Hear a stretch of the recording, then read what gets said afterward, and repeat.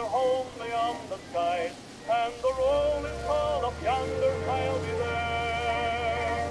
When the roll is called up yonder, I'll be there. When the roll is called up yonder, I'll be there. When the roll is called up yonder, when the roll is called up yonder, we'll be there.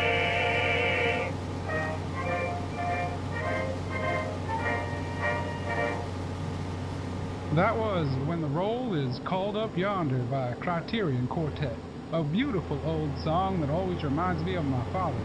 But tonight, I didn't play it because I'm feeling nostalgic. I played it because it speaks of something a lot of folks are buzzing about these days. If you've been watching TV or reading the headlines, you probably noticed it. Everyone seems to be talking about the end times, the rapture, and how it could happen any day now. And if you've somehow managed to avoid all that talk until this very moment, well, I gotta tip my hat to you. But now that I've gone and popped your bubble, don't go hitting the panic button. Let me break this down for you. It's only natural to feel a little uneasy thinking about the future, but let's go back to what Jesus himself said in Matthew 24:36.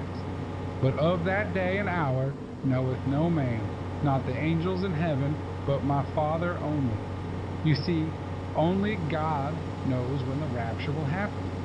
No matter how convincing some of these predictions might sound, just remember they're coming from people, not the Almighty. And let me tell you, this isn't the first time we've heard folks claiming to know the exact day and hour, and I'm sure it won't be the last. I remember as a kid spending far too much time worrying about Judgment Day or whatever doomsday event people said was looming over the horizon. And guess what? Those predictions were happening 50 years ago too. And now I'm an old man and can tell you from first-hand experience that nothing came of any of those predictions. In fact, if we were keeping score,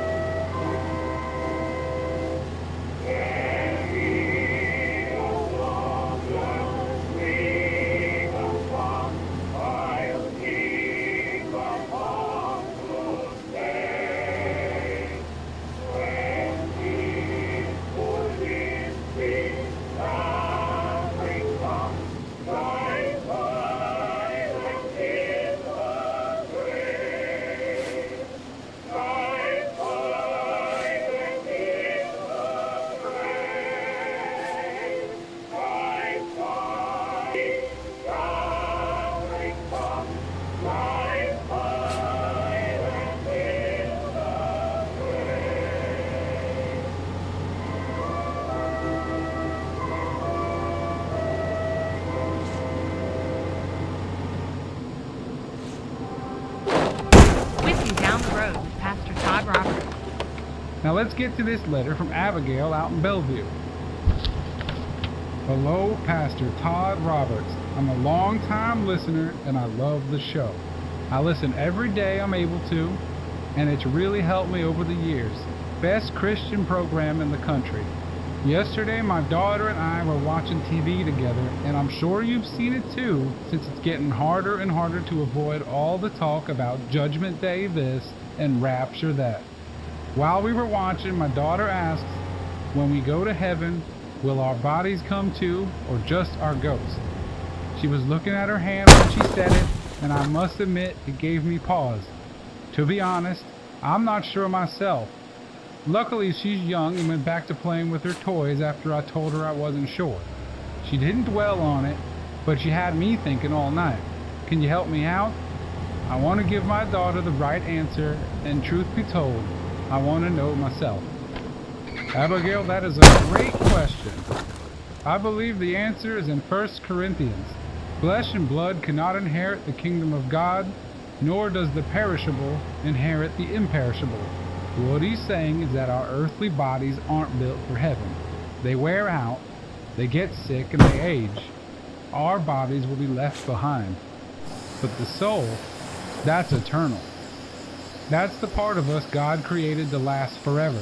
So when the time comes, it's our spirit, not these temporary fragile bodies, that will be with God. And if she starts to worry, remind her that there's no chores or homework in heaven, and that should cheer her right up.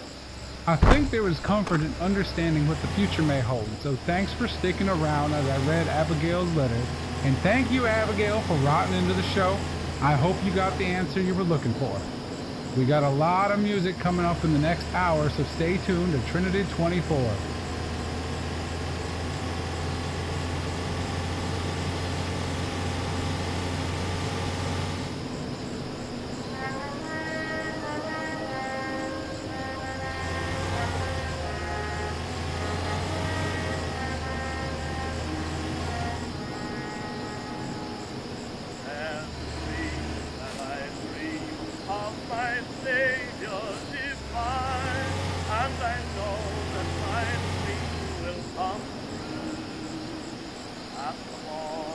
In the night comes this vision of light with a promise eternal.